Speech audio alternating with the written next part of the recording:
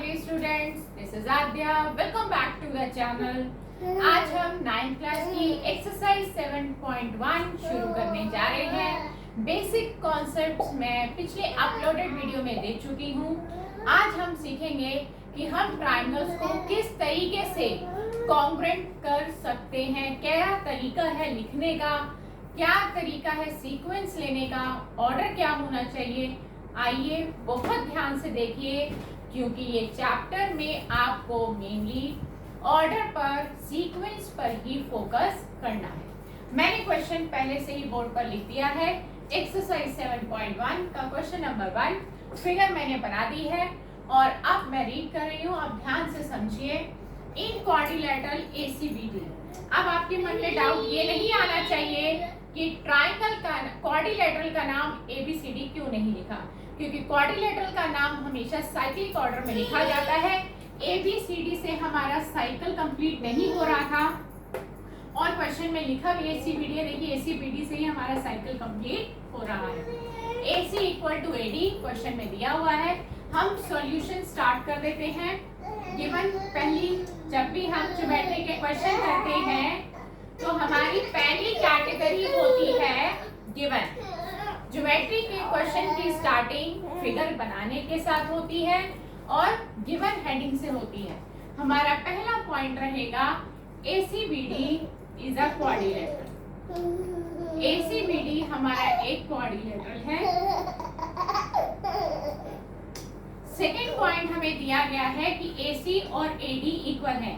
आप चाहें तो देख सकते हैं कि फिगर में कट लगे हुए हैं।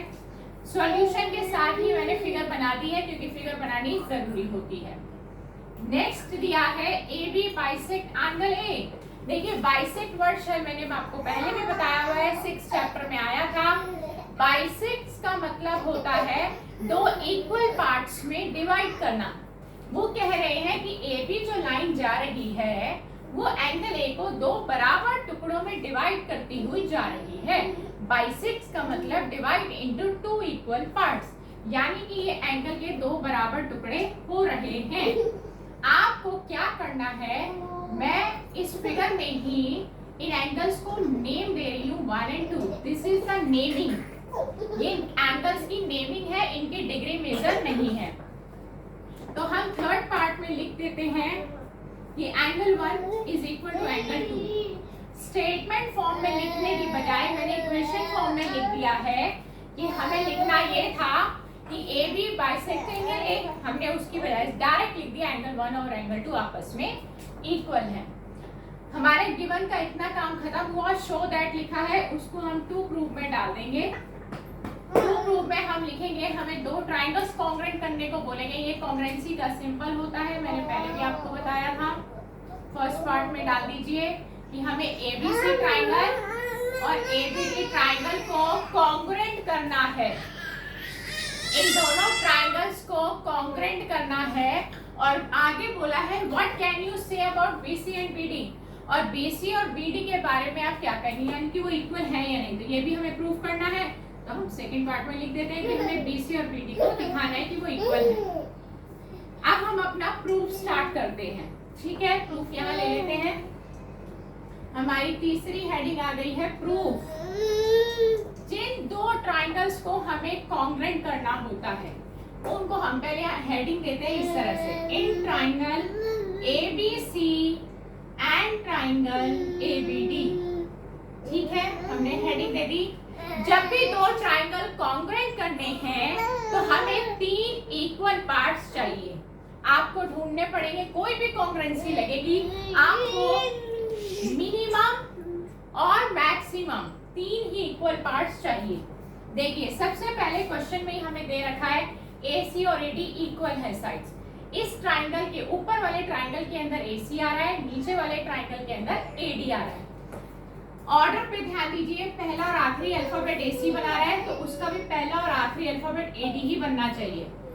इक्वल आ रहे हैं। जो ट्राइंगल पहले लिखा है उसके पार्ट्स पहले लिए जाएंगे, जो ट्राइंगल बाद में लिखा है उसके पार्ट्स बाद में लिखे जाएंगे। ये रूल आपको फॉलो करना है। और ये इक्वल क्यों हुए इसका रीजन भी आपको ब्रैकेट में देना है। जैसे जैसे मैं काम कराऊंगी आपको वैसे वैसे ही करना है। एक पार्ट हमें मिल गया है, एंगल 1 और एंगल 2 इक्वल है, ये दूसरा पार्ट मिल गया क्योंकि इस ट्राइंगल के अंदर ये वाला एंगल आ रहा है, इस ट्राइंगल के अंदर ये वाला एंगल आ रहा है। तो आप क्या लिखेंगे, angle 1 is equal to angle 2, ये भी आपको क्वेश्चन में दिया गया है तो गिवन लिख देंगे।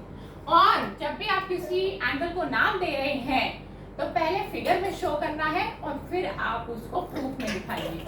दो पार्ट्स आ गए हैं। अब तीसरी आखिरी पार्ट क्या है, देखिए बहुत ध्यान से देखिए। जब आप ऊपर वाला ट्राइंगल लेते हैं तो आपके पास एक ए बी साइड है जो आ रही है। जब आप नीचे वाला ट्राइंगल लेते हैं तो भी आपके पास ये वाली ए बी साइड आ रही है, यानी कि जो ए बी साइड है ये दोनों ट्राइंगल्स में कॉमन है।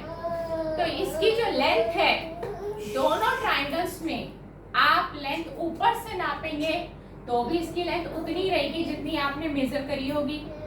नीचे वाले ट्राइंगल से नापेंगे तो भी इसकी लेंथ उतनी रहेगी, लेंथ छोटी बड़ी तो हो नहीं सकती। सपोज मान लीजिए आपके घर में 2 कमरे हैं और उनकी एक वॉल कॉमन है।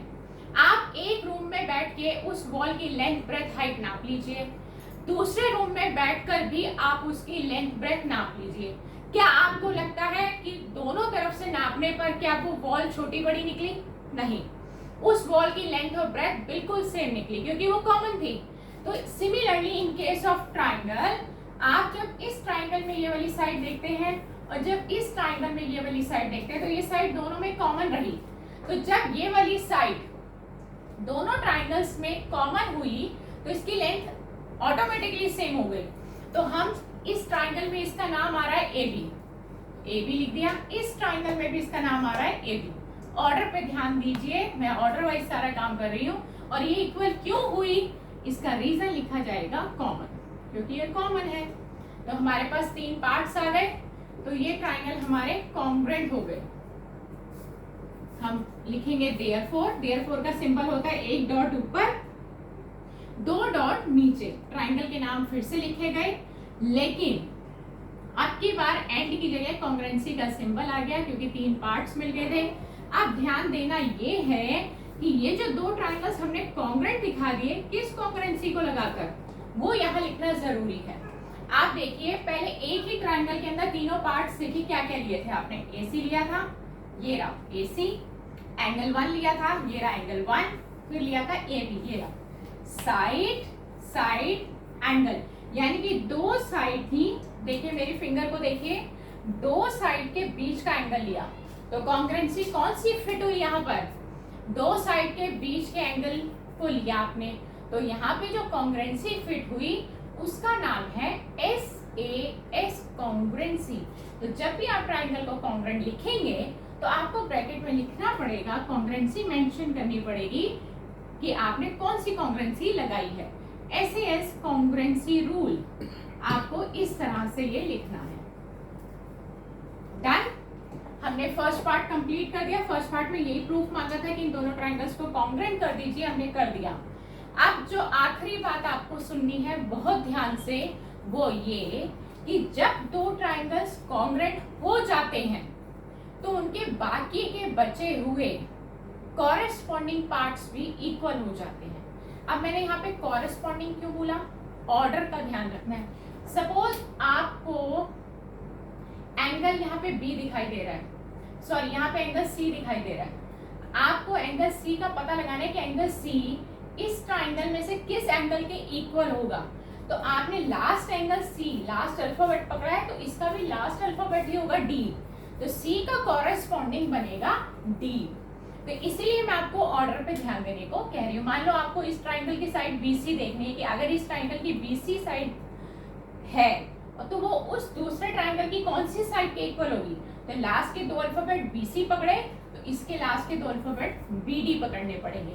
तो कॉरेस्पॉन्डिंग का मतलब है कि ऑर्डर में ही पार्ट्स इक्वल होंगे। दोनों ट्राइंगल्स के पार्ट्स तो सारे इक्वल हो जाएंगे लेकिन ऑर्डर में इक्वल होंगे। किसी को भी किसी के साथ भी हम इक्वल नहीं कर सकते। तो हमसे पूछा ये है कि BC और BD इक्वल होंगे। यस, देखिए BC इसके लास्ट के 2 अल्फाबेट है तो इसके लास्ट के 2 अल्फाबेट है BD, तो ये दोनों भी पार्ट्स इक्वल हो जाएंगे। बाय रीजन देंगे CPCD। जब भी आपके ट्राइंगल्स कॉन्ग्रुएंट हो जाएंगे और आपको उनके कॉरेस्पॉन्डिंग पार्ट्स लेने होंगे तो आप उनको सीपीसीटी के रीजन से इक्वल करेंगे। सीपीसीटी की फुल फॉर्म होती है corresponding parts of congruent triangles. जब दो कॉन्ग्रुएंट ट्राइंगल्स हो जाते हैं तो उनके कॉरेस्पॉन्डिंग पार्ट्स भी इक्वल हो जाते हैं। तो यहाँ पे हमारा क्वेश्चन हुआ कंप्लीट, हमने दोनों चीजें दिखा दी हैं। ठीक, अब बात आती है कि आपको समझ में आ गया कि नहीं। हमने यहाँ पर एक एसएएस कॉन्ग्रुएंसी यूज करी और हमने दोनों ट्राइंगल्स को कॉन्ग्रुएंट कर दिया। इसी तरीके से और भी हम आगे के क्वेश्चंस करेंगे। डिपेंड करेगा क्या क्राइटेरिया है, क्या हमें ऑप्शंस दिए गए हैं, कौन सी कॉन्ग्रुएंसी वहां पर फिट बैठेगी, ऑर्डर क्या रहना चाहिए। जैसे जैसे हम क्वेश्चंस करते जाएंगे हमारे जो डाउट्स हैं वो क्लियर होते जाएंगे, नए नए कॉन्सेप्ट्स हमें देखने को मिलेंगे। तो आप प्लीज प्रैक्टिस करते रहिए। चैप्टर थोड़ा सा डिफिकल्ट है बट इतना डिफिकल्ट नहीं कि आप सीख ना सके। तो नेक्स्ट क्लास में आपसे फिर मुलाकात होगी एक नए क्वेश्चन के साथ। Good bye friends.